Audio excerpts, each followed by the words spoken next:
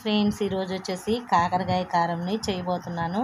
ముందుగా తొక్కు ఏమీ తీయకుండా ఈ విధంగా కట్ చేసి రౌండ్గా పెట్టానండి. ఈ తొక్కులోనే ఎన్నో ఔషధ గుణాలు ఉంటాయి. డయాబెటిక్స్ ఎవరైనా ఉంటే వాళ్ళకి చాలా మంచిదండి. అంటే షుగర్ వచ్చిన వాళ్ళే కాకుండా రాని వాళ్ళు కూడా ఈ విధంగా తీసుకున్నామంటే ఫ్యూచర్లో కూడా మనకి మంచిగా ఉంటుందన్నమాట. కాకరకాయలు రౌండ్గా కట్ చేసుకున్నాను. నెక్స్ట్ వచ్చేసరికి కారము, జీలకర్ర, వెల్లుల్లిపాయ ఒకటి, కొబ్బరి ఒక మన ఇష్టం అండి. ఇది ఎర్ర చెప్పుగా ఉందని నేను ఇది వేయకుండా ఇది వేద్దాం అనుకుంటున్నాను. ఈ 3 ఉప్పు వేసి కారంని పట్టుకోవాలి. ఇవేమో ఆయిల్లో చక్కగా ఫ్రై చేసి తర్వాత ఈ కారంని యాడ్ చేసుకున్నామంటే సూపర్గా ఉంటుంది ఫ్రెండ్స్. కాకరకాయ కారము ఇష్టపడని వాళ్ళు కూడా ఇష్టంగా తింటారు. అసలు చేదు అనే మాట ఉండదు ఫ్రెండ్స్.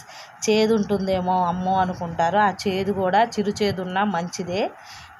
ఇంకా చాలామంది ధనియాలు కూడా వేస్తారు. నేను ధనియాలు వేయట్లేదండి. ఇప్పుడు వీటన్నిటిని కూడా గ్రైండ్ చేసుకొని ఇవి ఆయిల్లో వేయిస్తాను. కారం చూసారా చక్కగా కొట్టానండి ఫ్రెండ్స్. ఆయిల్ హీట్ అవుతుందండి. ఇప్పుడు మనము చిన్నగా కాకరకాయలను వేసుకుంటున్నాం. ఇవంతా ఆయిల్లో బాగా ఫ్రై అవ్వాలి.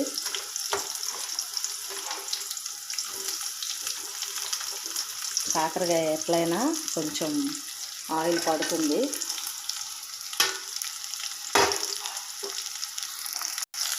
నూనెలో బాగా వేగాలి.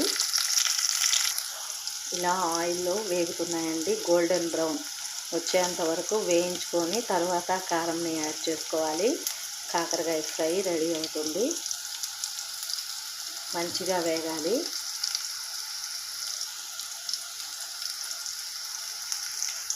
కలరు చేంజ్ అవుతుంది కదా, ఈ టైంలో మనము కొంచెం పసుపుని యాడ్ చేసుకోవాలి. పసుపు యాడ్ చేసామండి. వేగనివ్వాలి. చక్కగా వేగుతూ ఉన్నాయి. పసుపు వేసాక మనం ఇంకా లాస్ట్లో ఆ కారపొడిని యాడ్ చేసుకొని తింటే సూపర్గా ఉంటుంది ఫ్రెండ్స్. కాకరకాయలు వేగాయి.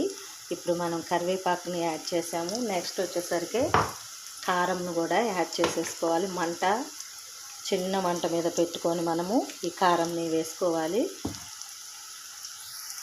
ఫ్రెండ్స్. కారం యాడ్ చేశాను చిన్న మంట మీద. కొంచెం సేపు మగ్గాలి. ఎంతో టేస్టీ యమ్మీగా ఉండే కాకరకాయ కారం రెడీ అయింది. ఇప్పుడైతే నేను టేస్ట్ చూసి ఎలా వచ్చిందో చెప్తాను ఫ్రెండ్స్.